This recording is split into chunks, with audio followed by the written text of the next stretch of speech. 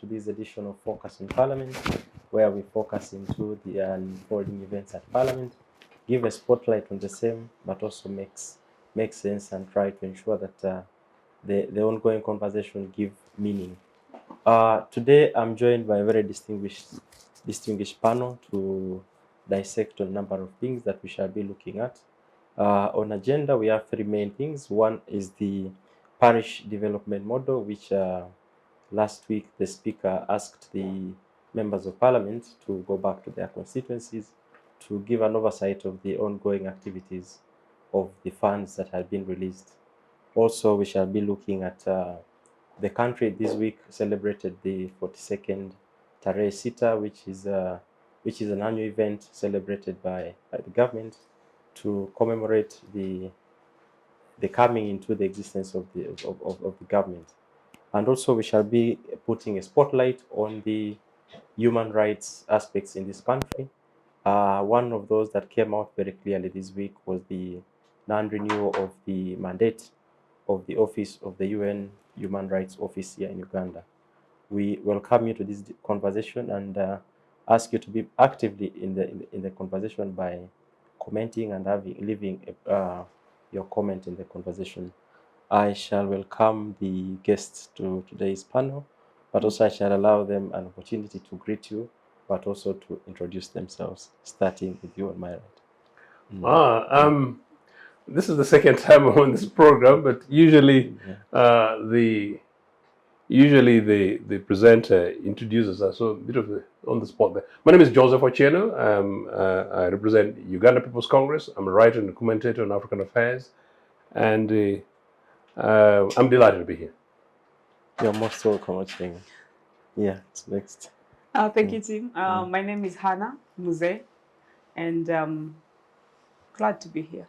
Thank you. You're most welcome, Hannah. Yeah, good morning, our viewers and the team around. My name is Opoya Michael. I'm glad to be here. You're most welcome, Opoya.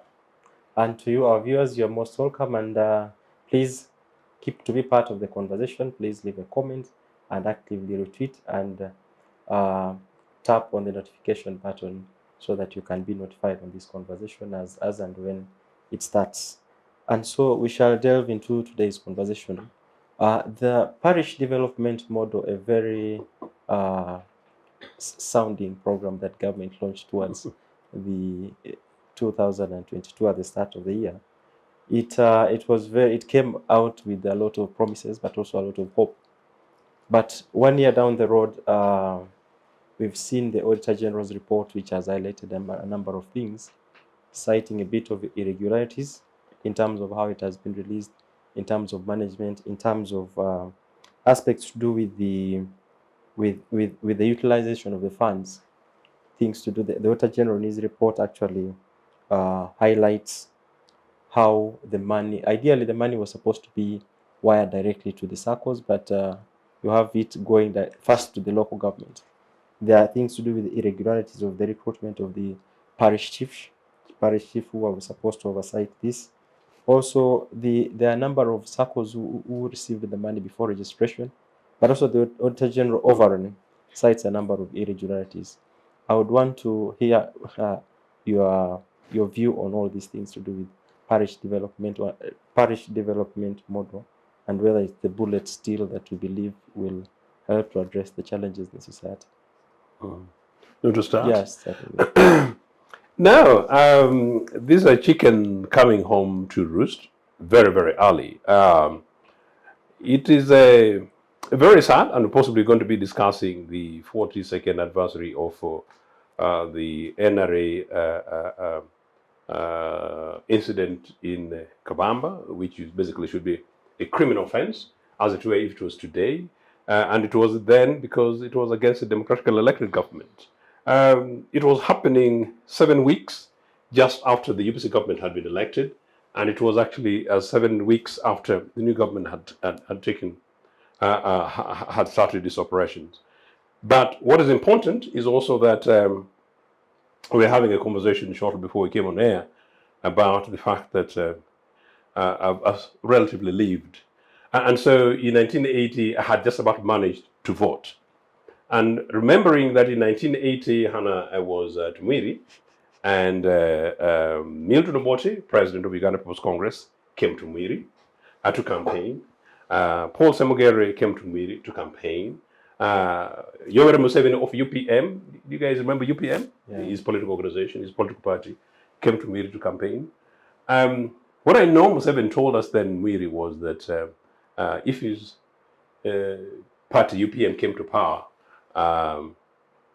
they would sort out this thing, energy thing, because he was assuring us that this thing called cow dung, this thing, dung, that cow dung, was sufficient to organize and mobilize energy for Ugandans. And Mwiri students were quite resentful that this man was showing us where cow dung comes from. I don't want to be quite disrespectful. And he was saying that this guy is talking to us as if he's talking to Mwiri primary school kids. But the point is that it's not surprising that that was the highlight for me and most other students. And in DP's case, decent guy, let his soul rest in internal peace. Paul Semogere was talking about many other things, but what I recall students taking issues was telling us that his wife had a PhD in economics. And so students were saying that, is this guy telling us about his wife who's got a PhD or what he was able to deliver? The point, though, is this, that in 1980, that was a time when political parties needed to present their manifestos. DP did not have a manifesto. NRA did not have a manifesto. NRA UPM did not have a manifesto. UPS had a manifesto, a program. Fast forward, therefore, in context.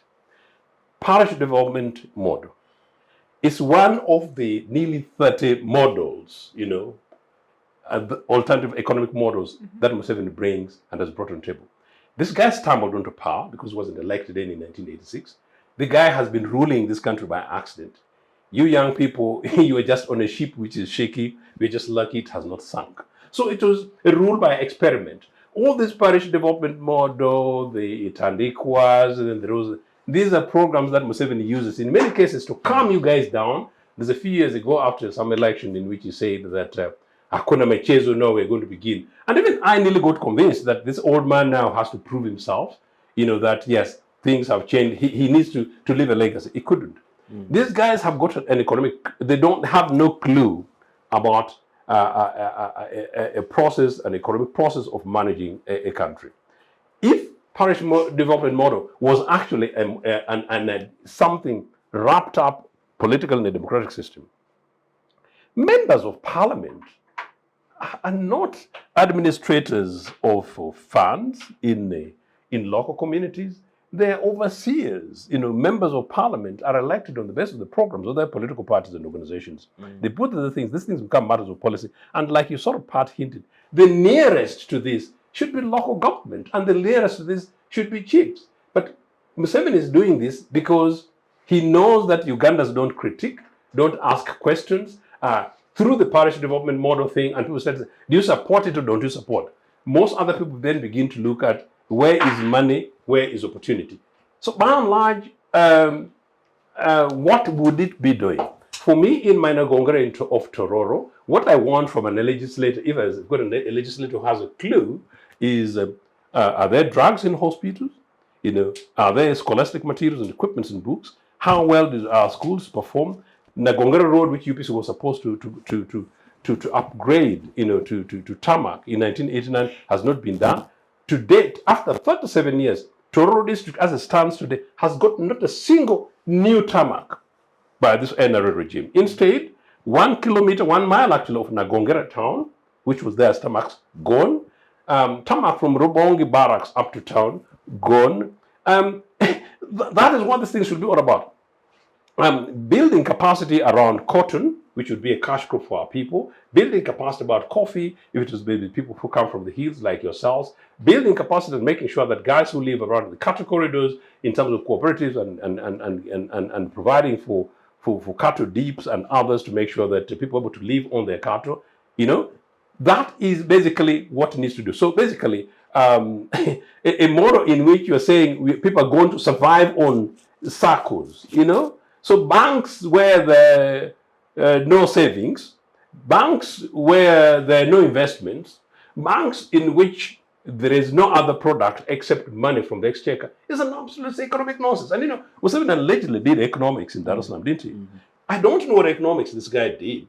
And the guy apparently did economics and an element of political science. I don't see why he doesn't have a clue that you link this in terms of local government, in terms of delivering of local services, if you want to do that, versus, as I said, what central government does and plans. Now, quite clearly, what people in rural spaces want, as I said, are the services that I talked about. But what most of you young guys need very urgently are jobs. You need to be able to create, the government needs to be able to create jobs at national level, local levels. Today, in fact, the last 2 days, I've actually got 2 requests. People who want to ask me if they have I have an idea how to help them travel abroad. One person actually sent me a note this morning, and I didn't know who she was. I thought it was somebody else's, ironically, daughter of some other former minister somewhere. Someone they said, "Who's this?" People desperately wanting to go out of the country. That is, we are saying, a country 37 years being run by accident, through experiments, through economic attempts. And as I said, young citizens, you're in trouble. Museveni, after graduation, managed to get a job in President's office within 1 year. A very lucky guy. Nobody didn't know him. Nobody knew in President's office. The person who interviewed him for a job is a Musamia guy who now in America, Foreign Minister Wilson Okwenji. He didn't know him. Those are the things that we need today. That a young person like you, after graduation, a young person should be able to go into a place, and whether in Kakira or in local government somewhere in Tinda or somewhere in Tororo, put forward an application or a CV, get interviews on merit. That is what's not happening at the moment.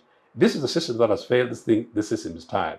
Parish development model, we told you, including I think on this other program, sister program to this, that it was a 5 process for which it was just a matter of time that we see that it's not working. It's not working, it cannot work. And as I said, the problem though is the money does not come from Rachitura. The money is my money. The money is my children's money. The money is my grandchildren's, and the money is your money. So I get very worried. Young people, okay, let's form cycles. So you come from what is the level of your productivity in Gwara Gwara village, in Chinoni. Money is taken Chinoni, other than selling chicken to guys who are trailer drivers who are coming from the coast. What else is happening down there? Absolutely nothing. We want a situation in which, an economy in which our oil, we have a national oil company that leads on oil exploration, not a Chinese company. We have our engineers mobilized through Uganda Petroleum Authority or something equivalent that sorts out our oil explorations and development, not Total. In NRA talked about integration of so-called, I think one of their 10-point lies that integrated, self-sustaining, independent, self-sustaining, integrated economy, something along those lines. After 37 years, you have Chinese and the French responsible for our whole thing in Hoima. And I don't know any young man or young engineer. And Tororo guys are very clever from Tororo directly involved in this thing. Those are the problems. This guy is taking us for a ride. And the more these things happen, the more our country gets divided. People begin to play them versus us. People from Kapchora versus the other one from Kotido. And the more all this happens, people think that, well, my problem in Tororo is that young, beautiful lady from Ochieno. So, absolute nonsense. Thank you, thank you so much, and thank you for your insights. Hannah, the purpose of the PDM really looks beautiful from the outside. The purpose was really to deepen the decentralization process, to improve household income, and enable inclusive, sustainable, balanced, and economic social transformation, but also promote accountability at the local level. Looking at that picture, is it something, where is the missing link between the desired goal, together with what is happening within the parish development model? Thank you, Tim. Like you said, the parish development model looks beautiful from as first value, let's just call it that, or from the onset. I mean, its objectives are clear, they are significant, they are authentic, they're actually what should be focused on. I don't think it's really aimed at deepening the decentralization. Decentralization is piggybacking on the decentralization to sort of try to legitimize it to an extent. That's what I think it's attempting to do. And then, of course, the whole aspect of focusing on the parish is an attempt to say we're giving the voice back to the people and let the people decide what they want to do, with the money. How do they want to improve their livelihoods? What is missing? Did that actually happen?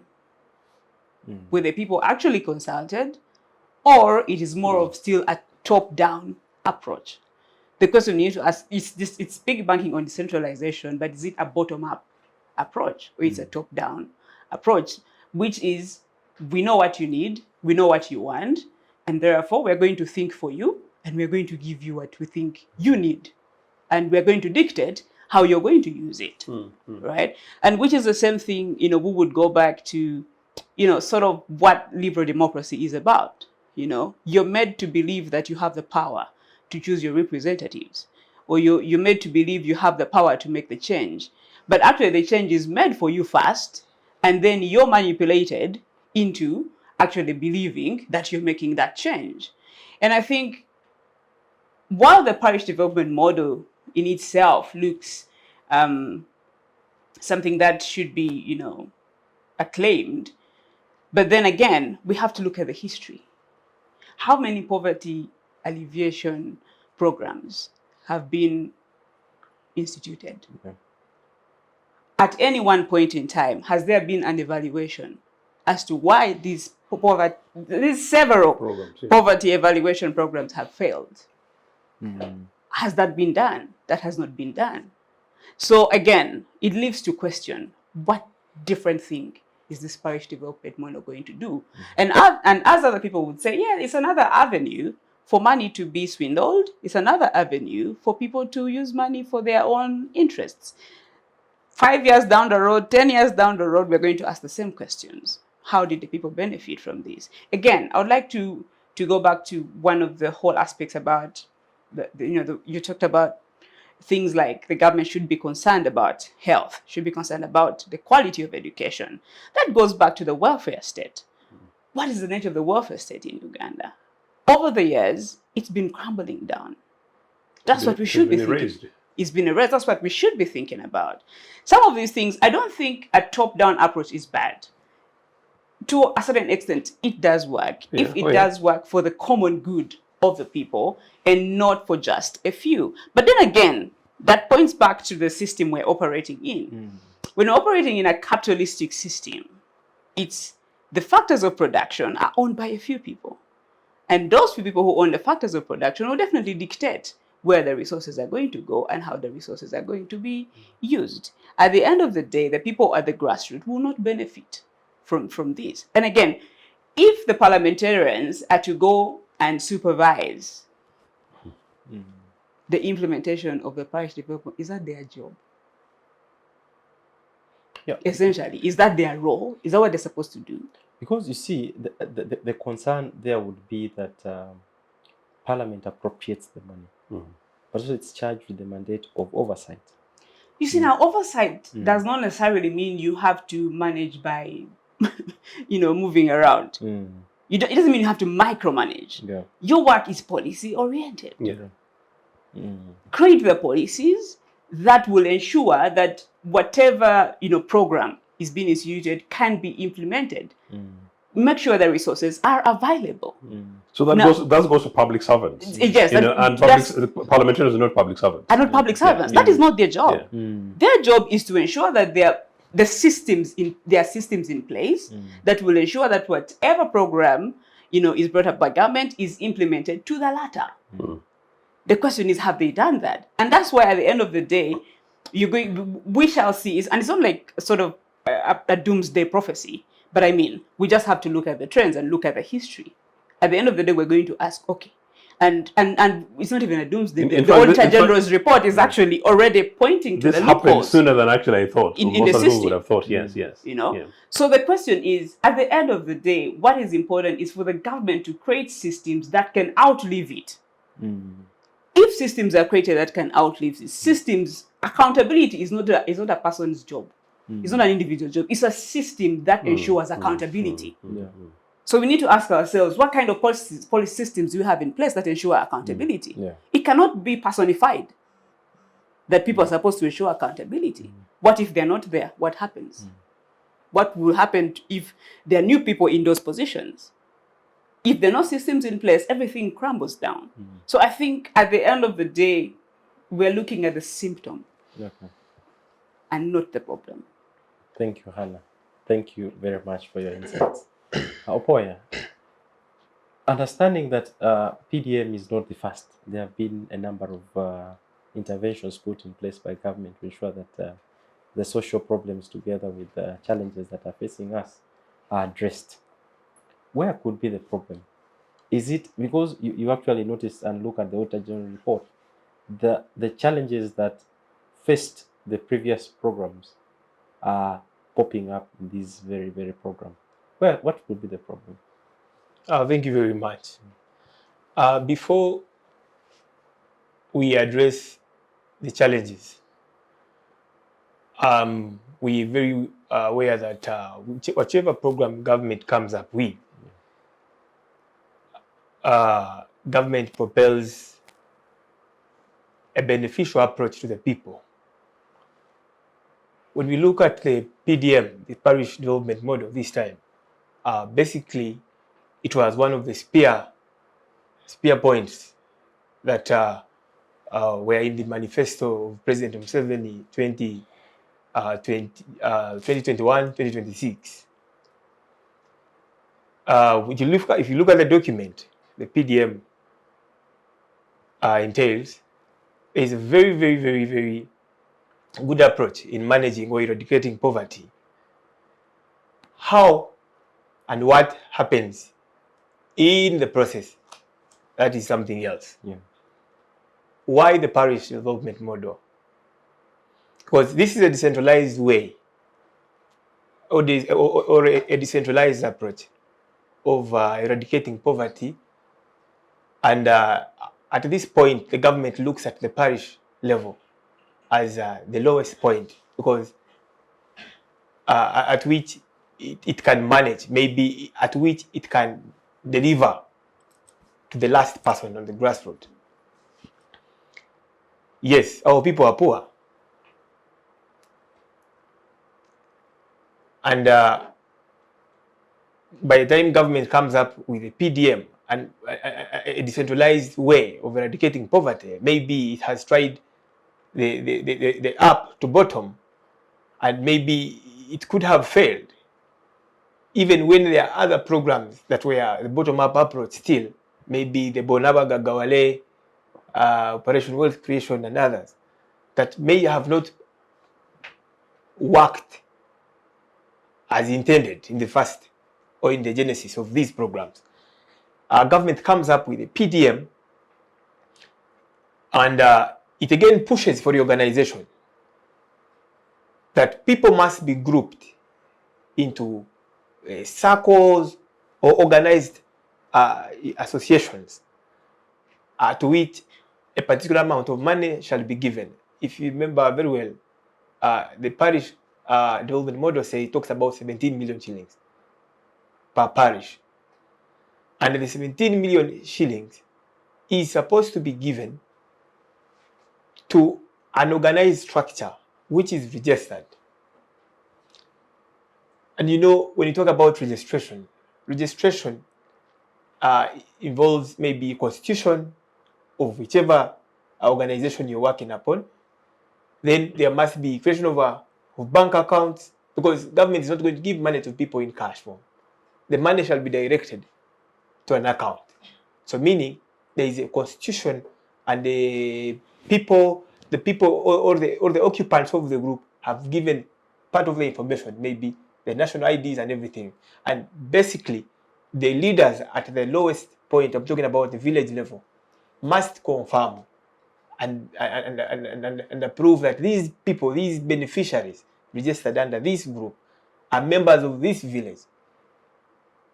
So where does the lacks come? The lacks come comes when our leaders are not involved in the registration process. Government is sending, because of course this is taxpayers' money. It's not Museveni's money. This money belongs to Ugandans.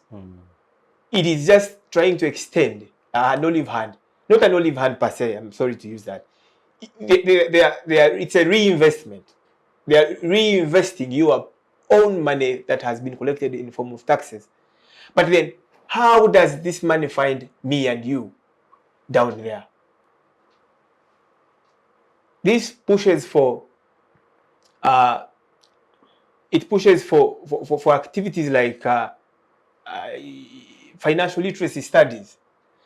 The money is failing because it is finding the PDM is not active because it's finding an illiterate financial mind somewhere.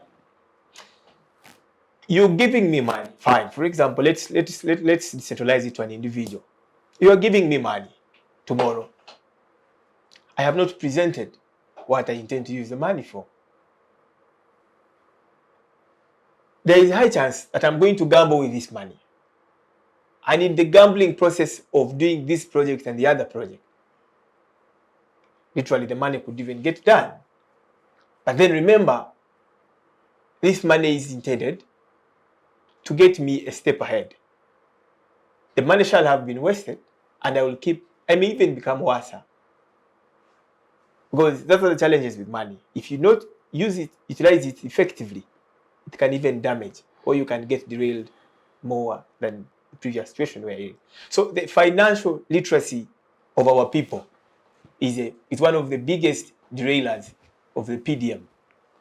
But we want to focus on the intention. Why the PDM? Because the PDM, when you look at it at paper, the implementation process up to down, it's quite a very good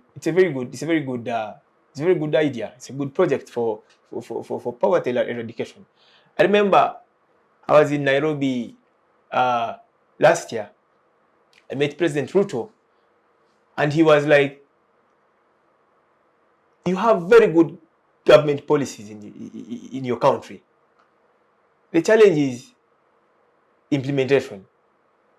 So, Mr. Ochieno, my sister Hannah, and you, what is our personal input? Because PDM is a government project, which involves our money, your money, his money, and everybody's money.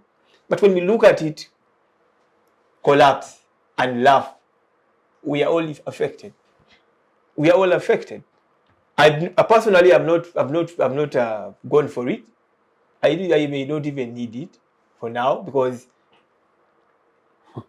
when you look at the little politics involved and the disorganization at the grassroots, some of us may not handle that. So, but Mr. Opoya, probably just on that, if you look at the Auditor General's report, close to 3,200 alleged circles that are not registered, these are just groups, actually received over 29 billion, and they are not registered anyway, but the money was released to them. Does it explain or add on what you're saying? It gets back to planning, because when you look at the PDM model, the paperwork that entails within it requires that for a beneficiary to tap into the money, they must be formally registered. Then now the question comes, why would you? Because if an association is formally registered, there is a lot. There are agencies, URSB, GUI. You can look through, you can trace, you can know that they are registered. Why the person giving out the money, before they give the money out, if they have no interest in the money, they must find out whether those they are giving money are registered or not. So those are the barriers that affect growth in our country. And I'm certain, since Parliament has instructed the MPs to go and trace where the challenges were, if this feedback shall be put to use, maybe those involved in the misuse of money should be dealt with. it should be culpable. Because this is not the last project, it's not the last one. There is another Uganda is here to stay. If this has failed and we walk away with it, that means even the next generation shall keep misusing money, and then me and you, who yearn for a better country, shall continuously be culprits. Thank you, Mr. Opoya. Thank you. Mr. Ochieno, I don't know if it concerns you that the conversations around PDM is largely about financial inclusion. I'm not surprised because NRA is about looting. Yeah. It actually goes, if you look at PDM, it has 7 pillars. Among them, of course, we have mindset change. We have social services, governance and administration, production, storage, processing, and 7 of them. But the one which seems to come out very clearly is financial inclusion. But it's interesting. You see, Opoya talked about almost an element of culture, financial literacy. And then the number 1 there is mindset change. Isn't it nearly patronizing to our people? It's actually absolute common sense. Museveni ought to have known that the illiteracy in this country, in fact, he's actually killed our education through privatization processes, where now education is a matter for the elites. And as I said before, had Museveni of 1959 been the Museveni of today, he would not have been known beyond Marara. So really back to this, no, it's the entirety of the project that needs to be picked and dumped. I was trying to tell you the chicken that come to roost. I gave it a possibility. And you can go through programs in the last 6 months. We had this conversation that we gave it possibilities. But we gave disclaimers that there's nothing under this NRA regime as a program that has, by and large, worked. And we knew this one was unlikely going to work. And you're absolutely right. At the center, it's about money. These guys are incompetent. These guys have got no clue. These guys are self-centered. These guys are experimenting with our countries. And this guy's business is basically to justify their presence every day, justifies the car fleets there every day, justifies the pay for themselves, justify the fleets of security vehicles that go with them. I was telling a different program earlier that I have no clue they're celebrating chest thumping over the attack on Kabamba and talk about security. But somebody who's merely junior minister travels with 3 vehicles with the 9, 10 sometimes police officers, in this case military officers, and we don't know, we don't tell that the 9 people or 10, we pay them per day how much it costs, the fuel for those vehicles, and then related costs that go to this one individual. And I was reminding them, Mr. Opoya, that in the last UPC administration, the Minister of State for Defense, had 1 car, 1 driver, and a policeman. 1 driver, 1 car, and a policeman. And the Musevenis and Kagames were busy bombing Luweero, including around Kampala, meaning there was genuine insecurity against a democratically elected government. And why I'm talking about Minister of State for Defense is because the Minister of Defense at the time was Vice President, whose convoy was 3 vehicles plus a truck and 3 police outriders. Back to this. This is a fudging of a process.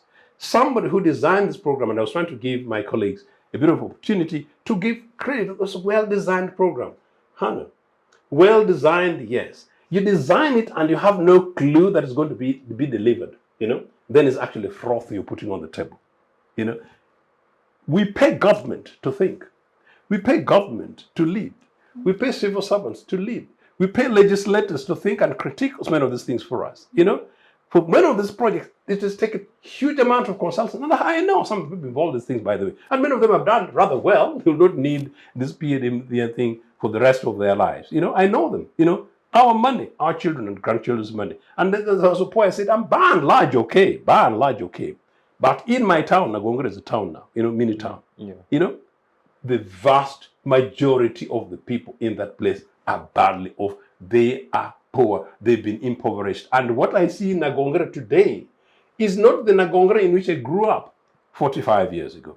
And it pains. So put a program on the table. The number 1 person, meaning this ruler who bossed at the top, 100 trucks, his fleet, protecting him as if he's a criminal, kind of stuff. We pay them that a program like this, we would go to their table. Milton Obote's would go to Milton Obote's table, look through this. He would ask, what if?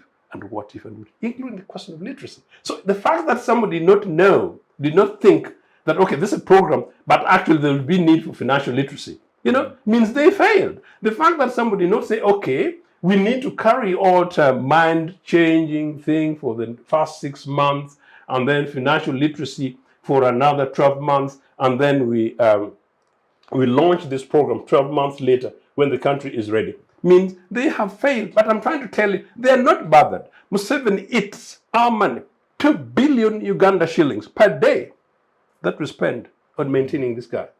And is giving how many? 17 million shillings per parish per month. My Nagongara town is a town. 17 million is by and large the amount of money that I need to live on as Ochieno. Just think about it, as Ochieno. But I put a context. 3 days ago, there was a Ugandan from somewhere in the east who's part of NRS Arcus. His wife, without prejudice, from somewhere around the areas where Museveni grew up in Chemonges. They had a miscarriage, and just say deliberately, they had a miscarriage. The wife had a miscarriage. And very sadly, I didn't know that it was the second miscarriage because the previous one was twins. Very sad, my citizens, my blood, These guys attended a Kampala hospital, and the hospital bill was 5 million Uganda shillings. The poor family managed 3 million.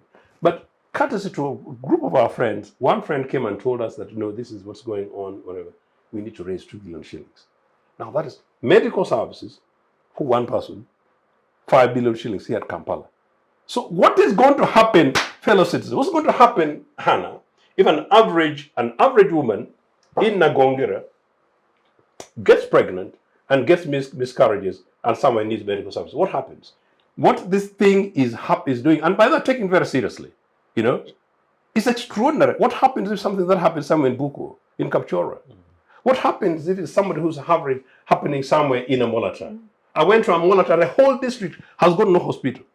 I'm partly campaigning that Amolata Health Center 4 be upgraded to a hospital.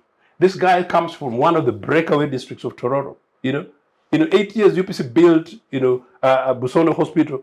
Since then, there is no other hospital in the whole of Bukedi, now created banded 7 districts of NRA. These are the issues. This is where money should go. So really right now, I should be asking Mr. Museveni, and parliamentarians should be asking Mr. holding him to account and holding his prime minister to account for the loss of those monies and to be brought to account rather than actually spending time on this. You give hope to people, oh, you're going to get money, And man, like, oh yes, no change, NRA. No, Museveni is sinking this country to a deep hole that I don't know. I know UPC has got the capacity to pull us up, but I don't know who is going to do so soon. It's a nonsense. This thing is terribly criminal. It's unworkable. I am saying today is unworkable. The other day I was saying we give it a chance, but it's unworkable because it started like that. These guys are money magics. But as I said, they have no clue of management. And final thing, I've given you the health thing. Opoya, you don't alleviate poverty by giving handouts. You enable communities. As I said, Opoya, I don't know which in your home village is. As I say, what governments do? Agricultural extensions. What governments do? Road networks. What governments do? As I said, health services. This crude regime, you know how much it pays per one pupil in primary school? 14,000 shillings per annum. Now, how much is school fees for an average child for any of the four of us here, in any of the private schools? It is an absolute nonsense. If I did not go to a UPC-funded primary schools, well equipped with the resources, I would not be the Ochieno that I am today. Education is the #1 minimum equalizer. Tororo district had the highest number of failures across the country. Tororo, as then Bukedi, was amongst the top performing districts in the country before the Musevenis and Kagames came out of the bush. Those are the real issues. This program needs to be dumped. Money is remobilized, reorganized, sent to local government. We invest in education, we invest in health, we invest in infrastructure, pick some money to go to maybe Ministry of Culture and Community Development, something like that, to begin to focus on individual families where we've got people who are 70, 80-year-old, something like that. Pick struggling people who don't have monies, mobilize perhaps, maybe you take them to community center. And by the way, We built community centers in every sub-country that existed at the time in 8 years. NRA has sunk them. Use community centers to ensure that maybe vulnerable residents somewhere in CP, vulnerable residents, somewhere in Tungabo, local government officials, perhaps community development officers, engage with them, using possibly local charities as well. These are things that can be created, work as part of local government to give these guys support. Make sure that part of this money goes to feeding some of the poorest children, for lunches and school in those universal primary education schools. Use some of these monies to put pots for the most vulnerable patients that turn up in Toro Hospital, that turn up in Tojo Hospital that UPC built and these NRA bandits have failed to maintain. Do the same in Bugiri Hospital that we built and these NRA people have failed to maintain. And make sure that the legislator for Bugiri, who knelt down begging NRA to rescue Bugiri Hospital, should know that actually if she continues supporting this regime and not taking my view that we should dump this program, remobilize this money and take it back to the exchequer so that we redistribute, reconstitute. I'm giving them UPC free advice, by the way, reconstitute this thing. We are going round and round and round. And the final point I want to say this, the more NRA goes on this experimental program, the more it makes it very difficult that in the next available moment that they leave power, that people will look at them kindly, like I'm begging Ugandans to look at them kindly. These guys know not what they want. We forgive them, Jesus. And Mr. Ochieng attributes to the element of local government and the need to use local government probe as an avenue to issue out this money. But also, we know that to deliver the services. To deliver the services. It can't be. To deliver the essential services, including perhaps, and it may be moving more patronizing, I'm not saying it claims to be the Marxist, including perhaps cook food and then take to certain vulnerable people. That in itself will be supporting communities. But in terms of poverty, do that. And the other part of the program, create jobs. Creating jobs is a responsibility of central government. Even the most capitalist government on earth is Anglo-American government, for whom Museveni is a nyampala.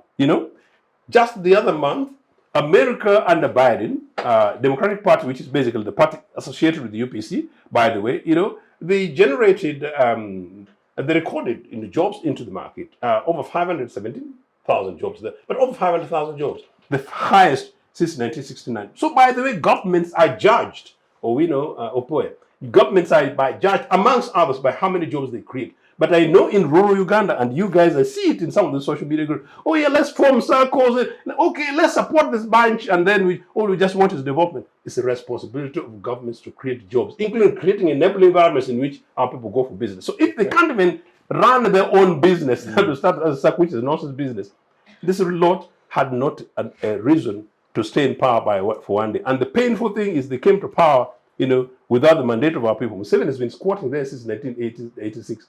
And has been a disaster. Thank you, Mr. Ochieng, for your submission.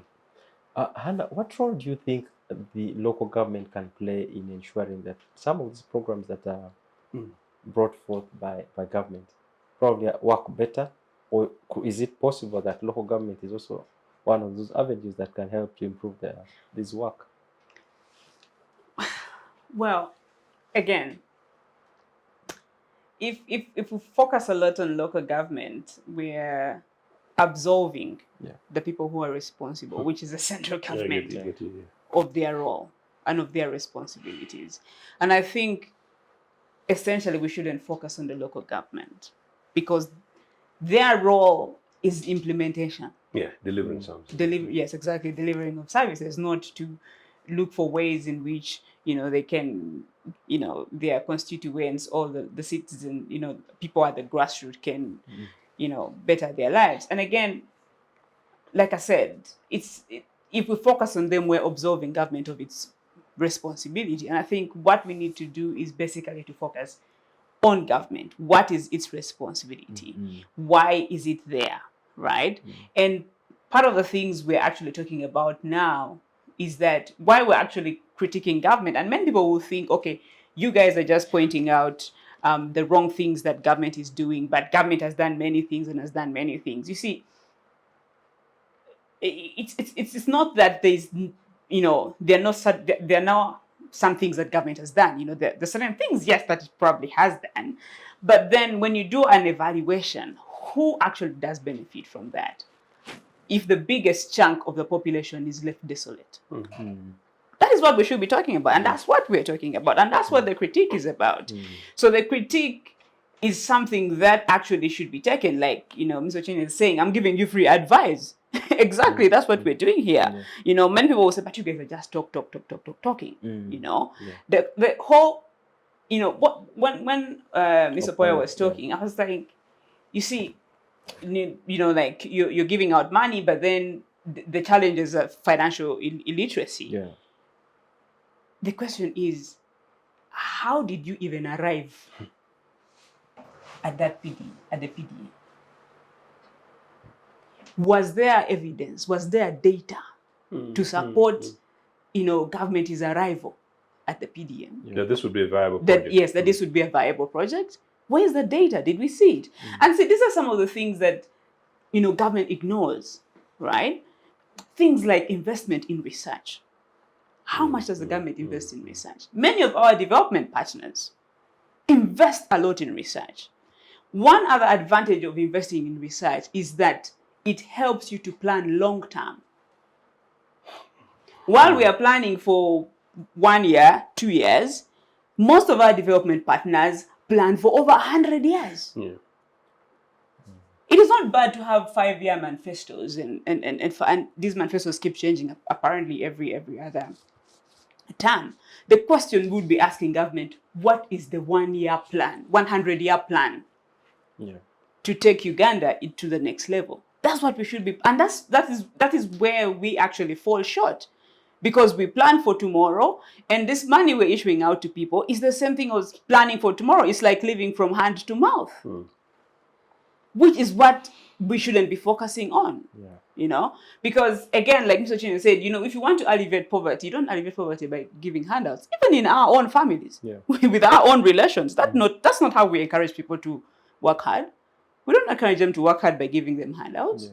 We create enabling environments. One will ask, what do you need? You need knowledge. How do you get that knowledge? You need education. You need to skill yourself. And that's how you enable someone. You know, I mean, it goes back to the common, you know, adage, you know, about the fish. You know, if you want to, if you want to give the child how to fish, not teach them to giving fish. the fish. Teach them how to fish, but don't give them the fish.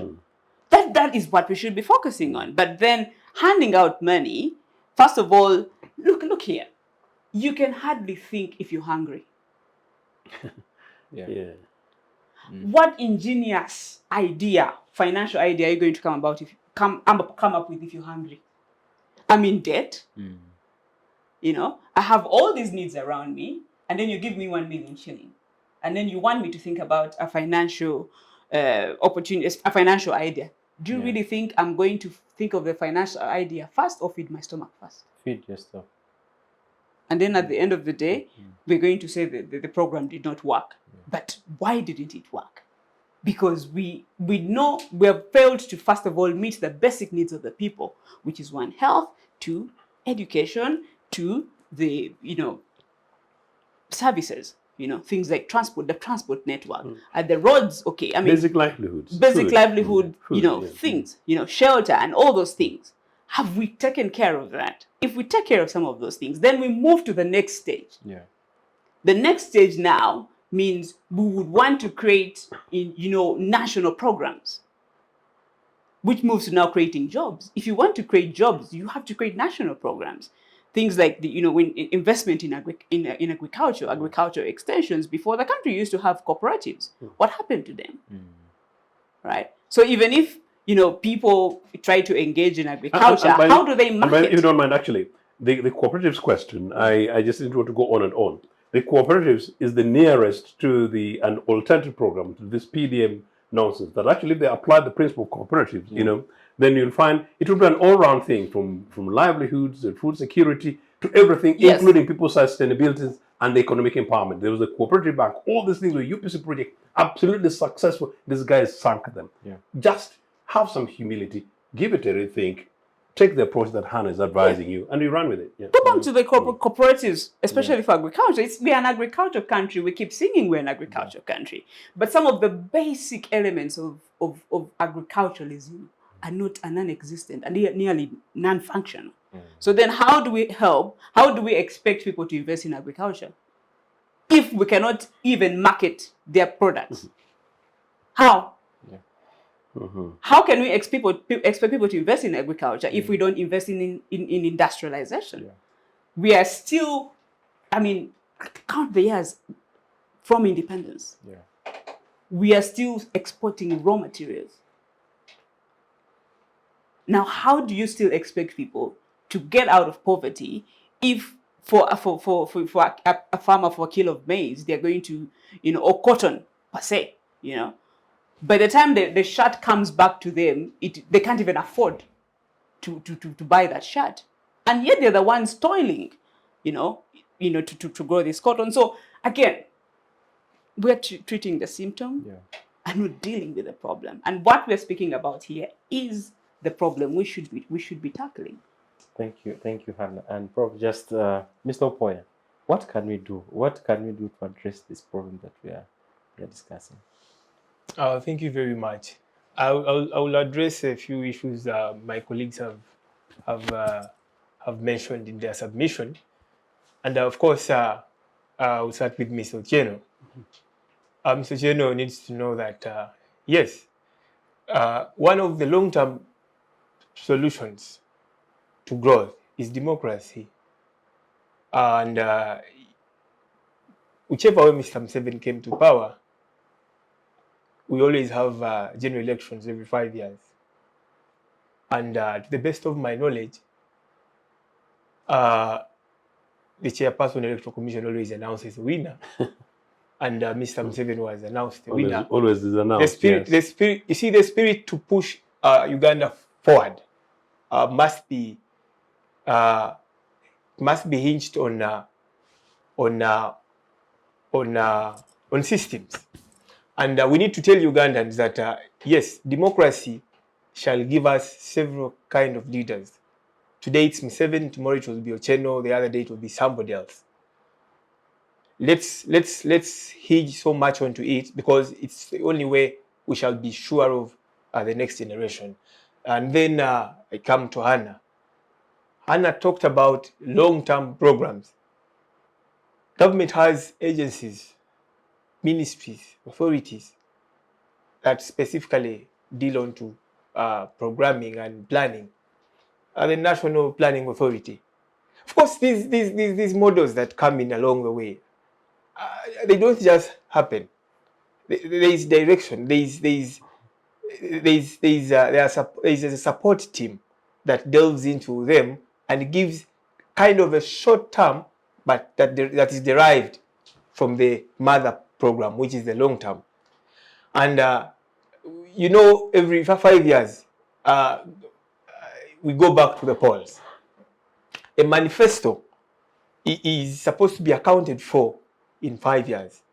So you cannot come to Ugandans and tell them things that will happen in 200 years, yet they are giving you 5 years to lead them. So that's why these manifestos sometimes are a small plan that there's always that kickstart, a small plan that is generated from the mother plan that is supposed to take you maybe for a short time. That is supposed to sell the idea of growth to that 1 inch somewhere. I want us to focus on the positives and negatives, but let's not so much hinge onto the negative.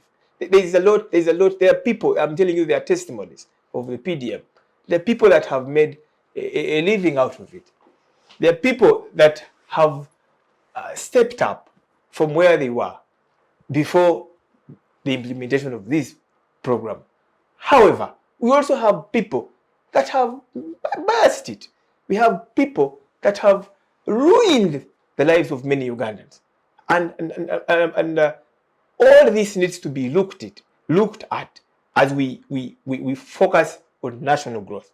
Now, when I come to the question, how or what should we do? What should we do to yield programs that are yet to come and are of this nature? I told you about accountability. Let people be culpable. Those that have touched and misused the money should be brought to book. This gives the future generation fear in participating in such activities of thuggery. To our leaders, we need to hinge so much on research. She talked about it. Before we get a program into activation, have we researched enough? Mr. Ochieno talked about he gave it 6 months. If we're going to do a mindset change in 6 months, let's do it. Then after the mindset change, we can do a financial literacy, maybe for the next 6 months, such that by the time you're handing over money to somebody, maybe there is a proposal, because that proposal gives you the capacity to make evaluation, even at a weekly basis or monthly or annually. You can calculate progress or a decline and maybe delve in and give more advice going forward, such that you don't ruin what you have already invested in. And I also urge many Ugandans outside there. Of course, knowledge is consistent. Yeah. We keep learning on a daily basis. Some of us are very knowledgeable. The channels you see here, my sister Hannah, they've moved the world. But they sit onto their knowledge and you use a lot of it in criticizing government. Just like individuals, we need to say thank you where it is due and also criticize where there is nothing happening. So I urge all your viewers there, our Ugandans and those in government, let us have our country at heart. If we don't have our country at heart, we shall perish. Today, you may drive that very expensive Saab, but tomorrow, this poverty that we are living with shall culminate into insecurity, and you lose your V8, you lose that property you have accumulated after stealing from Ugandans, because there is a dent you didn't feel. So I urge all Ugandans to focus so much on national growth. Let us support our leaders, irrespective of the past, work together and push this country forward. Thank you. Thank you. I know that there is feedback and response from Mr. Opoya, but I want us to take a short break. Okay. Sure. When we come back, we'll give the rejoinder, All right. but also delve into the other topics that we had. Sure. Among them is we shall be looking at the UPDF and the army representation in Parliament as the country celebrates the 42nd Tare Sita events. Keep in touch, and we'll be back shortly. Thank you. Digital rights are those human rights and legal rights that allow individuals to access, use, create and publish digital media, or to access and use computers, other electronic devices and telecommunication networks. Digital rights include a right to freedom of expression, information and communication through technology, a right to privacy and data protection, a right to credit for personal works, a right to universal and equal digital access, a right to identity, a right to anonymity, a right to be forgotten, and a right for protection of minors, among others. The state's digital rights are frequently violated through various unfair actions, for example, blockage of websites and social networks, theft of credentials, unauthorized use of people's data for personal gain, privacy intrusion, online censorship, arrests and intimidation of online users, internet blockages, and the proliferation of laws and regulations that undermine the potential of technology to drive social, economic, and political development worldwide. It is hence every citizen's responsibility to respect rights of other digital users and to speak out or report to the responsible parties when one's rights are violated. Thank you so much, and our viewers, and you're most welcome to today's show of Focus on Parliament. And if you're just joining us, you're right in time. you found us discussing the aspects to do with the parish development model, for which we are still continuing, and part of the panelists have a bit of rejoinders to what Mr. Opoya said, and we'll start with you, Mr. Ochieno.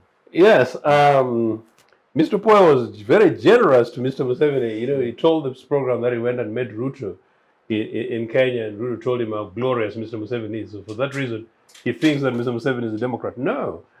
Democrats don't lose elections like Museveni lost in 1980, and instead of going to courts in Mbarara, they go to Kabamba to break the necks of Ugandans.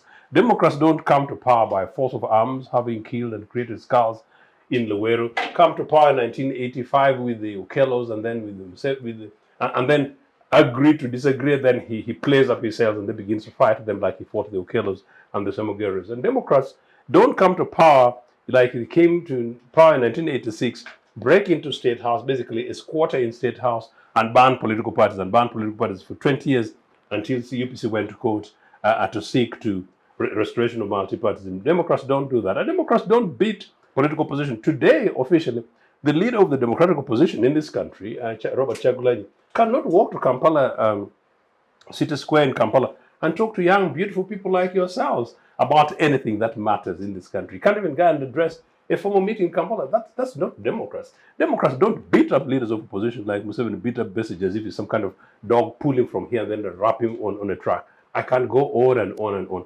Democrats don't do what Mr. Museveni does.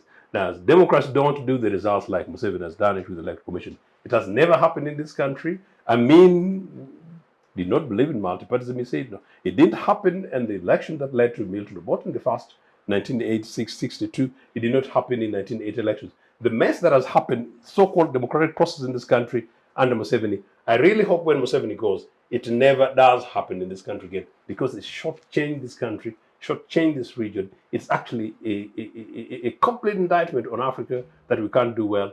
It is something that I completely reject. Thank you so much. Mr. Hannah, you had something to say on Mr. Opoya's submission? Yes, I had something to say about Mr. Opoya's submission. When he was making his submission, he mentioned about Leadership. Yes, the leadership, criticism, and how, critics shouldn't come too strong. But then he also goes ahead and criticizes himself, although he criticizes quite softly. Now, criticism is often misconstrued to think that when you criticize, you don't appreciate certain aspects of the system. Is a criticism. A critique comes with appreciation, but then it also points out your inadequacies. And what we're actually pointing out are inadequacies, although we are not explicitly pointing out some of the things that have, been achieved over the years, some which would have just been achieved by the mere process of evolution and by the mere process of globalization. Meaning any government would have done it. Yes, and our interaction with the rest of the world. Some of these things would have actually been, achieved. So criticism, what it's meant to do is basically to cause government to go back and examine itself. And that's why opposition is there. Because opposition is there to let you know that, no, wait. You can't do it that way. Because have you considered this? And have you considered that? And have you considered that? That's what it's about. It's just to cause you to go back and re-examine yourself. And that's actually what we're doing. Now, I want to say something else about democracy. He spoke about democracy quite strongly and quite positively. And I also believe democracy is good. And that's what we all should strive for. But again, democracy is not an end in itself. It is a means to an end. And what end is that? It's an end of social justice. It's an end of, transparency. It's an end of accountability. That's where it leads us to. But accountability does not lead us to democracy. No. The other thing is when you say democracy can bring one leader today, bring another leader tomorrow, and I'm going to say something is a bit controversial. Look, democracy is not change of leadership. What we seem to think is that democracy is change of leadership. Yeah. If we have a different leader this time and have another leader this time, that is democracy. No. And democracy is not elections. But that is what most people, and that's what we are making people believe, that that's what democracy is. If we just go back to the basic tenet of what democracy it is about, and we normally quote it here and quote it quite laissez-faire. Government The for- government for the people, by the people, and By for the people. Mm. That is basically what it is. Mm. Do the people have a government that is for them and that works for them? Do they own the process? Do they own the process? Democracy is not a change of leadership. And I think one important thing is we have to stop propagating that. The democracy is change of leadership. No, you can change leadership and still have a dictatorship. You can change leadership and still have a bad government. A government that doesn't care about its people. And that's why even when we look at opposition parties in this country, most people who are just sympathizers, it's because they're thinking, okay, but you even ask, that question, you ask the question in our break, like, but what is the ideology of some of these political parties? That's why people ask those questions. And therefore, we should stop letting people think democracy is elections. No. Democracy is change of leadership. No, that's not what it is. It's a government that works for the people, where people own that government and is accountable to the people. Do we have that kind of government? And people participate. Yes. If we don't have that kind of government, we have no democracy. It doesn't matter who is in the seat of power. And I just wanted to say that. Well, thank you so much, Hannah. Mr. Opoya, I don't know if you have anything to say regarding the submission of the two panels. Of course, maybe as we wind up the session, because these were rebuttals to my previous submission. Democracy, government of the people, for the people, by the people. I'm talking about the process. Democracy is the process. The process that brings our leaders. Because I always ask my colleagues, why do you think President Museveni was elected undemocratically, and then think that your MP or your LC2 or your LC5 was democratically elected? Now that's where the challenge is. Why is it for you and not for them? So I want us to understand this. And once we answer these questions, that's when we shall realize that even when the process is not for us, it's indeed the process, and the outcome should be taken on. If you lose, concede, and then wait for another time. There is always tomorrow. So this is the spirit we want to have. This is the spirit we must have, and this is the spirit Uganda needs. I think with that, I wind my point. Thank you so much, Mr. Opoya. We now turn to our very much awaited topic. I think Mr. Ochieno was very, very waiting for that topic. The country this week celebrated the 42nd Parish Sita, an event that saw the NRM government come to being, and now that 6 years and counting. We have representation of the army in Parliament, part of the process, I think, after the NRM government came on board. And the questions around that is, do we still need them? Have they served their purpose? Is it an element that we should continue having the representation of the army in Parliament, or probably also we need to include the police, the prisons, and all the other representatives? Mr. Ochieno.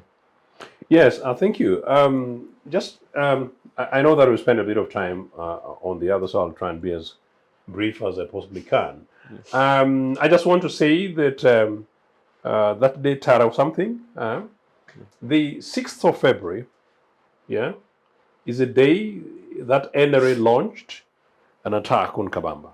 Yeah. It must be stated that was an illegal activity. It was illegal, it was unconstitutional, and it was an act of terror, an act of war against the democratically elected government. Museveni has been in power for 37 years and has not proven anywhere that 1980 general elections had been rigged. Number two, Museveni had made a series of claims why they went to the bush. They no longer talk about it, and in fact, Otafiri told a television program that who told us that they went to the bush because of rigged elections. No, Museveni and Kagame and group mobilized around Fronasa in the late 70s, and in fact leading to the start of the war against Idi Amin, saw an opportunity to mobilize and organize themselves militarily along a certain axis. So to the extent that while Kikosi Mahalum, the mainstream Uganda National Liberation Army movement led then by Witu Joka and Tito Okello and the TPF, the Tanzanian Defense Forces, were moving towards Kampala, Museveni went towards Mbarara and take that axis to basically recruit an army for himself and Kagame. Not surprising, they went all the way to Toro and then, of course, all the way into the refugee camps, which is basically run as refugee camps. Museveni went to do exactly what has now been created today, when this country will have a highly militarized state. This NRA regime is a regime which is basically a military regime, it's not a democracy anyway, but and the army is Museveni's property. And you can see across Rwanda his other extension, meaning the Kagames with the RPF, part of an arrangement. And you can see they've sneaked into Congo because that was part of their object, to take charge of Congo and all their resources. So that was the object. So February 6th had nothing to do with the elections in this country, had nothing to do with democracy, had nothing to do with doing anything for Ugandans, had nothing to do with liberating Opoya, because liberating Opoya and Opoya's parents from what? Kind of stuff, and since then what? So absolute nonsense. So for that reason, the sooner we interrogate this thing, quick and faster, the better. But number two, very quickly, I would suggest that therefore, just like the 26th of January, when these guys celebrate their coming to power, those are the days when Museveni broke the neck of their friends in DP and Okello's and took over power in January 1986. So these are matters of Museveni, Fronasa, and their UPM NRA has got nothing to do with the citizens of Uganda. So particularly the 6th of February is something that needs to be raised off our mark very quickly. That it should not be part of something that Uganda's taxpayers money should be used, especially when we are discussing the looting of public services, taxpayers' money in the name of parish development model that all of us agree is not working and is being a center for looting our money. Why? Because what happened, as I said, if it is a group of people who are opposed to a democratically elected government, opt that they want to go to the bush, it is effectively what happened. So is Museveni saying that, well, 6th of February we went, so maybe you guys, you can go on the 2nd of June, just let's start around the date? Is that the thing? So it's neither here nor there. So it's an unfortunate, unacceptable thing that the majority of young Ugandans ought to begin to say no to the processes of those dates. Number three, liberation. What liberation? What did these guys go to do? To liberate Ugandans from what? They cannot explain. Thankfully, we are trying to have a conversation around manifestos, but maybe linking to things to do with ideology.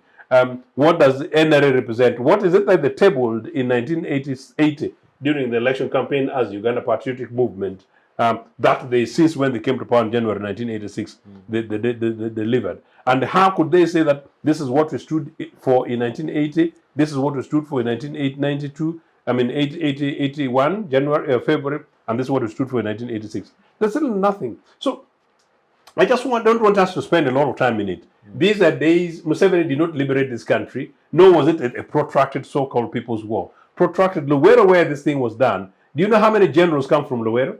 Opoya, do you know how many generals come from Luwero? Just think about it. And they claim it's a protracted people's war. No, it's a bunch of Museveni, Kagame, and their dubious friends mobilizing and organizing their families. Museveni's family has got 3 generals. There is no general from Luwero. And you tell me that the people, of course the people of Luwero were hoodwinked and hypnotized into joining Museveni, like, joining Museveni and doing him a bit of chicken here and there while they're busy beating them up. So it was not a protracted people's war. It wasn't necessarily protracted, because the UNLA guys beat these guys up within the 3.5 years. By 1984, Museveni was in exile in Sweden, by the way. Hannah, did you know that? The guy ran, man, into Sweden. And by 1984, some of the NRA guys had sought asylum in Congo. Boy, did you know that? No. By 1984, this thing was over. What Museveni did, the usual trick that he did, was mobilized with DP. DP guys, you consider this, mobilized with DP, mobilized with certain clerics, penetrated the army, the new national army that Obote was trying to rebuild, pick certain guys who were deeply leaning, who had their own grievances with the certain national government, using certain clerics. Some of you clerics, you're my spiritual leaders. But if you're a spiritual leader, but you also scheme to break the neck of citizens, including involving killing of our citizens, I'm not quite sure you're what cleric you are. So some clerics worked with Basil Ochieno, and they agreed to overthrow the government. So the 1985 coup was DP, NRA, a section of interest in Uganda, certain cleric establishments, 2-3 individuals in UPC using the army. So it was not the military using them. So they overthrew the government. And once they overthrew the government, I remember I was in Old Kampala, since we talk about some of these things with Opoya. I was in Old Kampala, I was just preparing to join Makerere University, prestigious university that Museveni has sunk. So we took refuge in Old Kampala. I was on my way to Tororo when the gunshot started. And the first radio announcement, Hannah, was government has been overthrown. That's 2 hours later. Government has been overthrown, cabinet dissolved, parliament dissolved, and then Honorable Yoweri Museveni is reported to. It is requested to report to Kampala immediately. People say, what's going on? So Honorable Yoweri Museveni was requested to report to Kampala to Kampala immediately. Museveni starts playing these guys, He refuses to join them. And very quickly, within 2 weeks, propaganda was that I can't join these people, these terrible killers, these northerners, or whatever kind of stuff, And that's how the fighting between the two of them happened. He failed to join them, took them on a trip to Nairobi. He talked about Ruto, took a trip to the Ruto people were involved, playing around, not Ruto himself, of course, he was still a bit of a youngster, and not really a hustler. Ruto is not a hustler, So playing those other things in Nairobi stocks, when Museveni is busy recruiting young, poor Westerners, many of them little children who are, according to international law, they should be tried, and training them to kill, and doubling the numbers. So once that happened, of course, 6 months later, the Okellos got subdued. The impression in Kampala, Opoya, by the way, if you're known as Opoya in 1986, January, February in Kampala, people would simply say, Muchole. I had an experience in one day. And it's terrible, something created by the Museveni. And I'm saying this deliberate. I'm saying, for me who knows this country before, at independence, I was kidding, and then much later, and then Uganda, today, and the Uganda that UPC founded, we need to break this identity politics, religious politics, politics of hate them versus us that Museveni has created in this country. And why am I emphasizing it? I'm emphasizing it because we need a post-Museveni Uganda where we heal, reconcile as a people, dump the nonsense, bring and reintroduce genuine democracy and multipartyism, respect and rule of law, and begin to deliver for our people in terms of health, education, infrastructure, and national cohesion. Thank you, Mr. Ochieno. Hannah, do you think that we still need the representation of the UPDF in Parliament? Oh, so sorry. Can I just say that? So sorry. Okay. I'm so sorry. Yeah. So on the question of representation in Parliament, the second UPC government had army representatives, but that was going to be phased off after the 1985 coup. So, and the soldiers came in because the UNLA, effectively the military, took over government following. So there was an interim parliament of UNLF where the Musevenis were. The Lule, Binaisa, then the military commission, and then the body government took over. So yes, there's an army representation, but it was an interim representation, and it was going to end in 1985. The army has got absolutely no business in Parliament. Why do we have a minister for defense? Why? Why?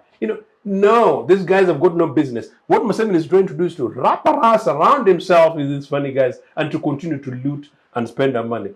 The army representatives in the National Assembly, 10 of them, their monies would sort out so many villages, by the way, if UPC programs are used, that you a better way to sort out poverty elevation. So let's deal with the exchequer thing and sort out the army guys out of our Parliament. They claim that some of them were there because that's why they always overthrow another nonsense. The bottom one overthrow done by Amin, it was basically an Israeli Anglo-American operation using Idi Amin. So it was nothing to do with the Ugandan army. It let Africans be fair. Even Idi Amin simply joined because of what was going to arrest him, partly because it killed Brigadier Okoya, and number two, because he'd been involved in looting in Congo, where Obote had sent him as an undercover operation. The Opoyas, you guys need to give us credit. UPC was involved in Congo to support the Lumumbist forces in Congo. So you can't be a Pan-Africanist and you don't support UPC's agenda for supporting Lumumbist forces, for which, instead of doing what took him down there, he got involved in an arms thing and went in gold thing, and when it came up, Parliament to investigate, and what was going to arrest him. That's what democracies do, and that's what leaders actually do. Yeah, I think maybe we'll come back to that. But Hannah, I think the whole essence of having the army in Parliament, it was an affirmative action in the first place, but also to bridge the gap between the army and the people, so that you can have some sort of the representative of the people creating that bridge. Where we are today, do you think that we still need the army in Parliament? I wouldn't think so. Yeah. And of course, not to the extent to which it is being represented in Parliament at the moment. And I think that's where we go back to the whole aspect of representative democracy and how it is often being misconstrued in present day, politics. And of course, in relation to its, connection to liberal democracy, which in itself is quite self-centered and almost individualistic in a way. And so, no, I wouldn't think we need them represented there. And one is, the army belongs to the country, to the people, right? The question we would be asking, if there are army representatives in Parliament, who are they representing? Then it goes back to your same question. Then you should have the police represented. Yeah. We should have Doctors represented. Well, for the doctors and the others, probably we can say they're represented by the workers. Yeah. The workers' representatives. But armies are workers. I'm coming there. I'm coming there. Yeah. So we would say that those other groupings are represented by the workers, which also has some bit of, raises a bit of eyebrows, and cause the question is, but who sends them there? Yeah. When did the workers come together to get, to send those representatives into Parliament to represent them? But then again, a little bit, that was sort of like on the tangent. But when you go back to the whole, the army having representatives, then everybody else should have representatives. But if they want their issues to be heard, right, apart from them being, the army and them working for the country and for the people, right, they are also Ugandans and they're also citizens, right? So whoever represents in Parliament represents their interests too. And I think in the event that there is a technical issue that requires a security technical issue that requires the army to answer to, the generals then would be summoned. That's right. To come to Parliament. Army chiefs, actually. Yeah, the army chiefs would then be summoned to come to Parliament to speak based on their expertise, on those issues. And I think the other thing that I think gets lost in translation and gets left out is the aspect of trade unions. Where do the trade unions now come into play?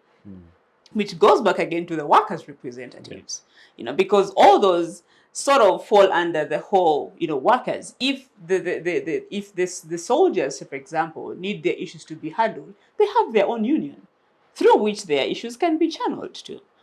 Same as other professions, they also have their unions through which their issues can be channeled to. And then, of course, it goes up the hierarchy, into like public service, and it goes back to the representatives again who will hear about it.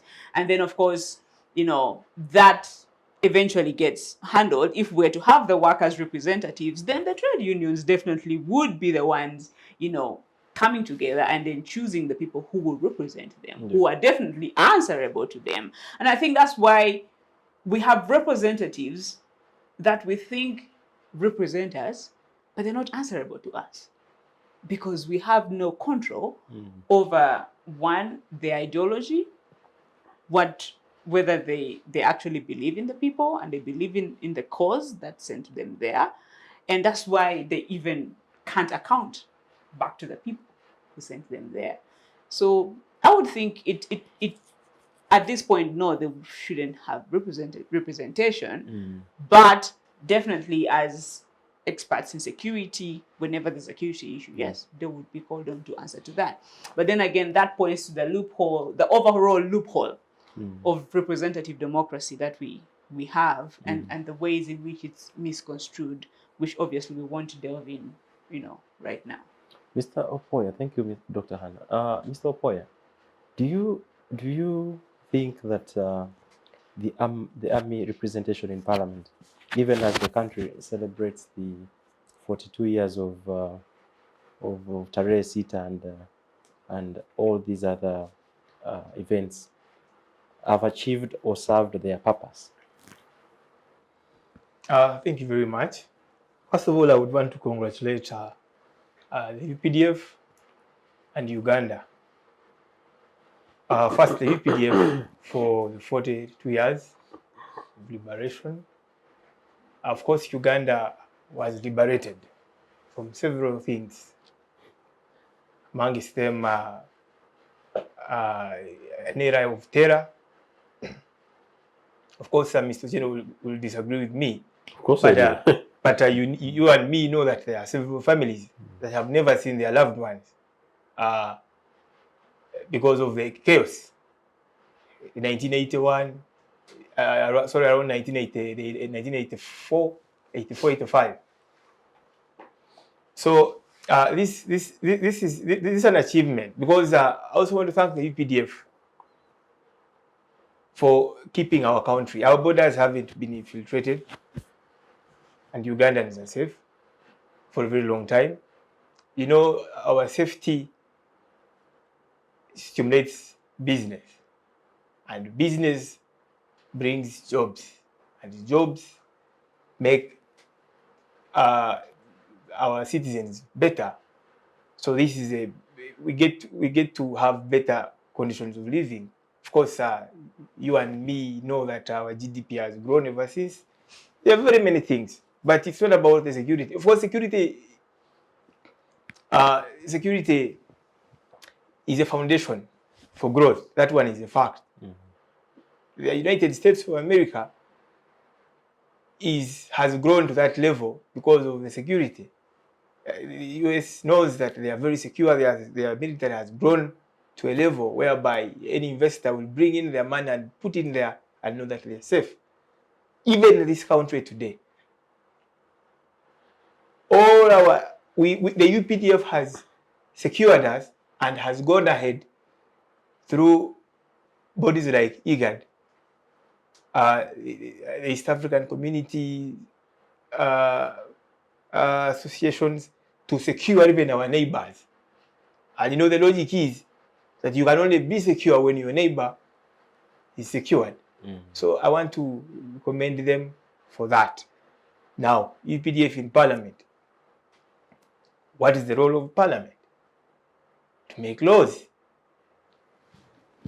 Yes, people have talked about other representations, amongst them workers. Workers have MPs. Just maybe an addition to that, I think legislation is just one of them. Yeah. We have 3 other roles. Oversight, So we have yeah. oversight, we have appropriation, and representation. Yes, representation, oversight, and legislation. Yeah. Of course, if we are to talk about representation, how many soldiers do we have in this country? How many soldiers? There are thousands and thousands. If a constituency of 20,000 people is represented by an MP, then how about these thousands and thousands of people? Because we're talking about representation. Let's discuss an issue after another. Representation. Because I think close to 1 million soldiers now, around 700,000. Seriously? So is that is- big? Is Of course, it? APDF recruits every year. Wow. In thousands. So is it In true? thousands. Is it true? So why can't they be represented? Because those people have interests. Their interest, because me and you may not know what a soldier goes through. But those that represent them push for their needs. The other day you had Parliament discussing increment in salary for the UPDF. Our soldiers and our men and women in uniform. Because most of our people just see them. They don't know what they go through.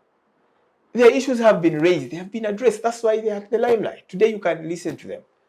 So I want to think, just like how I'm represented at the constituency level by an MP, and these people are so organized. Let them be represented. So is it our challenge should be what do our representatives bring to the table? That's where the question should be. Not who is supposed to be represented and who is not. So is it true that the army does represent the prisons? So the security agencies, if you look at them in wholesome, that you have the army representing the other security agencies. Purely, you have the prisons, you have the police, and probably other agencies. Of course, when you look at how the security systems operate, the UPDF, our army, protects our borders, and also goes for, I think, these hard criminals that police cannot manage because they are criminality. Like which ones? Of course, these ADF rebels. These are rebels that have penetrated and need a very technical approach, which the army, we know that our army, with the training systems they have gone through, are very good. And you and me know that they have defeated them. Are they defeated now? The ADF has been defeated. Okay. There are small characters that come here and there, but they are being wiped out, and they will be defeated.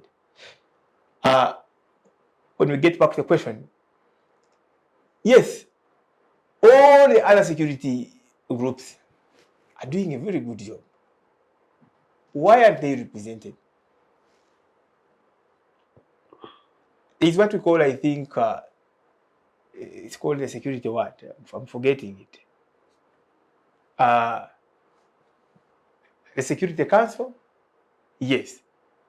Whereby the police also has a representative in there, the IGP. Of course, the CDF is also part of it. But the UPDF into Parliament, since the army is the lead security agency, you know that the army is the lead security agency in the country. The police is just for law and order. They manage our citizens, and the prison is also to extend and deal with those the police has handed over to them. Do you know what the role of the army is? To secure our borders from being infiltrated by... Yes. Yeah. So how do you say then that the army should be the lead security agency? Because this is very important. I didn't really want to interrupt because this is very important. It's very deliberate. If you're going to build a democracy and we're going to build institutions and we're going to create a democracy that Hannah refers to, we need to make sure that we take responsibility. The number one guarantor, protector, the lead agency in a democracy is the police. It's not the army. The lead agency in any democracy is the police, and it's not the army. The army's job is to defend and protect the nation state against external aggression. And that we have to make very, very clear. Yeah. Of course, lead agency, because you see, protect the law and the law and order bit, because our laws are protected by them. When you break the law, when you break the law, police deals with you. However, I know, unfortunately, just interrupting. I know in this country it doesn't apply. And the point, I don't blame you because you don't, in your case, you don't know any other. Because in this country, as it happens, Hannah, isn't it, that political opponents, people like the other poor guy who was beaten up, you're taken to is it what's the army thing called? Army court martial. That is absolutely unconstitutional. Court martial in the military thing. Because you guys see and you're young guys and you see it and you've been it is normalized. It's absolutely against the law. It's against the law of this country and against international law. It is simply because Museveni controls all systems, including the judiciary. You did have to blame President Museveni. He's absolutely right. I'm not blaming. No. I'm not blaming Museveni. Museveni. I'm holding it responsible. Not every criminal is held by. I'm sorry to call them criminals. Not every individual Suspect.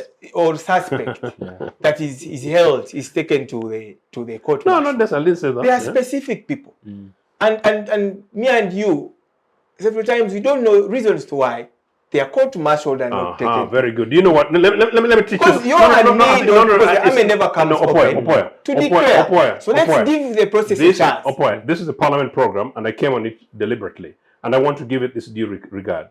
Absolutely, if you didn't know what is supposed to be in a democracy, and I'm an expert in these things, by the way, and I've asked Mr. Museveni this several times, and his security agencies, okay, if Hannah, the Ugandans, who have broken the law, if the Ugandans involved in activities that you may relate to rebellion, still it's the responsibility of the police. But if there is particular information for which civilians like the other writer is supposed to be taken to the court-martial, it's the responsibility of Mr. Museveni. He's the lead to ensure that his government delivers this information to us on the basis of what Hannah says that, look, there's a particular dubious individual. This is what the army is holding him or her for. This is the information, or certain information we're not going to diverge, but for that reason we're doing it. They have to explain themselves. In all these cases, they don't. And then as long as they do that, they fail. What does it leave them? It leaves them like a thorough police state, for which I still insist it's an NRA military police state. And as I said, it's not the democracy that I want for my children. Let me intervene. Let me close this point. You see, the army has no business to explain to the citizens on a dubious individual who had some information or has been participating in dubious activities where they have interest in, and they have managed to interrogate them, and they have gotten information whichever they wanted, and maybe have opted to court-martial him or release him into the normal court to proceed. They don't have to come back and explain to you. Court-martial is not for civilians. That's all I'm saying. Maybe just, and I know this. But you talked about dubious and the sexual report. No, it's not. Court-martial is not for civilians. You know what? There's impunity in this country, and part of the thing that people are failing is to engage and challenge many of these things directly. And when these things come from particular circles, and then we are fighting it, and you guys, you're building boils for the future. It's absolutely not true. Court-martial are not for civilians. The fact that Mr. Museveni is doing, and we're going to discuss this thing where Mr. Museveni, chases away, the UN Agency for Human Rights. It's a serious thing for this country. This country belongs to all of us. So probably just, also the Court of Appeal in interpreting whether the civilians should be tried in court-martial. They spoke in tongues. Court has given, at least that's Court of Appeal. Yeah, and they spoke in tongues, and you know why? No, they actually say that it is illegal. I know, but in tongues. Yeah, however, I think that the Attorney General is yet to appeal. There you go. However, so I think that time is a bit on our side. It's not on our side, and I will give just 1 minute to conclude, and then we wrap up. I just wanted to say, just pick up from something from Opoya's submission, where he said it's not our job to decide on who should be represented or not. And just to clarify that we are not dictating who should be represented or not. There are various levels of representation. And it doesn't mean that Parliament or being a member of Parliament is the only level of representation in a democracy. Again, representative democracy misconstrued. All the government as it is, even when you have decentralization, it is to create different levels of representation. At the basis of everything, like I said, whether you're a soldier, you're a doctor, you're a nurse, you're a teacher, you're whomsoever you are a citizen and you have a representative. You may have a representative at the level of the members of parliament, but you'll also have representation at the level of your job or work. You can also have representation at the level of your gender, if we choose to go there, for the sake of women and other minorities that are represented. I wouldn't want to go on a tangent on that kind of representation. That is probably for another day. Yeah. But you see, the danger of assuming that every entity needs to be represented, is where we go into this whole aspect of having a parliament that is overly large for our budget to handle.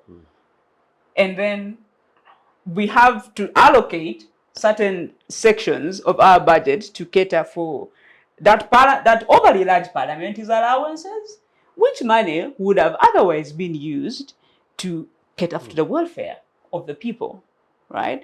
Again, it goes back to systems.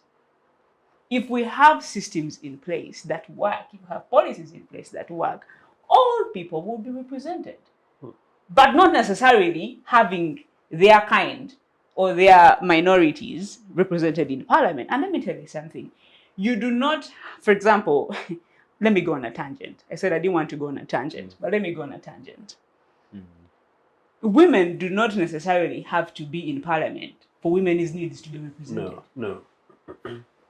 Elders, is it the elders or the elders? That's the new one. The most recent one. The team of They do not have to have a representative in parliament for their needs to be represented. Each and everybody is got, for example, a woman in their life. You should be concerned to know what are their needs, what are their concerns. Each and everybody has got an elder in their life. If you represent a constituency, you should be concerned about their needs. Each and everybody has got children, whether directly related to you or by, directly from you or in your relations. It's your concern to know what are their needs. You're their representative. And you should create systems that allow for those people to voice their needs without not necessarily having them say, no, we also want us to represent. Youth want to be represented. That is also another tangent we would go to in terms of representative democracy. So again, some of these things need to be clarified. And like you mentioned, some people may have a lot of knowledge. And some of the reasons why we speak about these things is to create understanding about some of these aspects that are, spoken about in a laissez-faire way, and people misconstrue them and run with them. Or undermined, and people run with them. These are things that need to be clarified. And when we come and talk about them, we should clarify, what does representation mean? It should probably be another topic for another session for another day. What do we mean by representation? Thank you, and who should be a representative? Thank you, Hannah. Mr. Opoya, give your final shot in a minute. Thank you very much, Hannah. I want to tell our fellow Ugandans outside there that this country belongs to us, regardless of our opinions. We need to think in a diverse. However, our thoughts must be guided into the future, knowing that whether we criticize or support the regime, our last intention should be a better Uganda. So whichever tool you have, knowledge, skill, say it, unveil it. Let us progress together. Let's not criticize only. Let criticism be seen as an oversight rather than a measure that shall satisfy your ego or the anger you have for, maybe, for example, Museveni. Let Uganda be at the forefront of the debate. And whichever dimension we shall take in debating, for as long as we have Uganda at the heart, shall make us a better country. Thank you very much. Thank you, Mr. Opoya. Mr. Ochieno, your last word. Just conclusively, really, I'm delighted to be here. I'm delighted to be with Opoya. I'm delighted to be with Hannah. I'm delighted that Opoya has his views. I just want to encourage people like Opoya to read more. I want to encourage people like Opoya to get slightly much more liberated. And indeed, I want to encourage people like Opoya to recognize that this country is more than NRA, it's more than Museveni.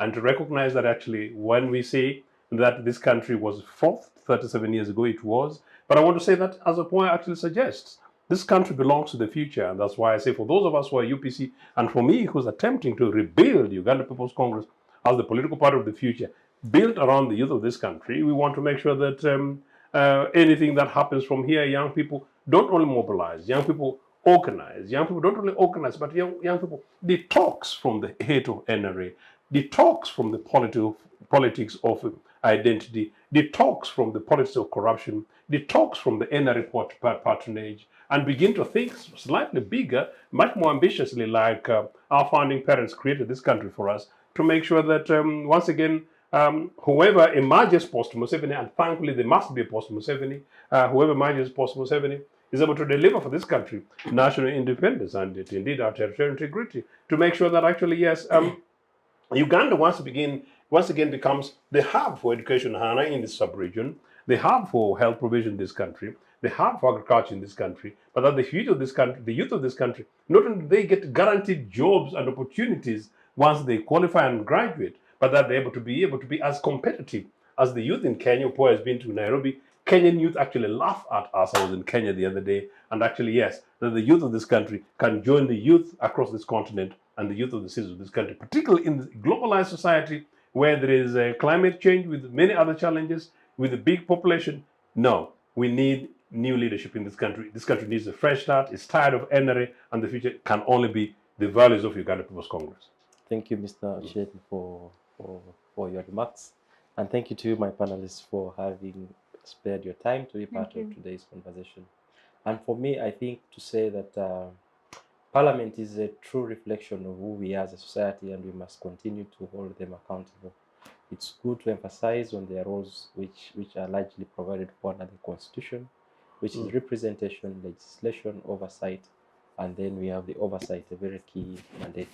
We have to continue holding the members of Parliament accountable, so then we can have a better Uganda for us. That is our greatest desire. To you, our viewer, thank you so much for having spared your time to be part of this show. See you in the next show, same time, same day, same place. See you. Thank you.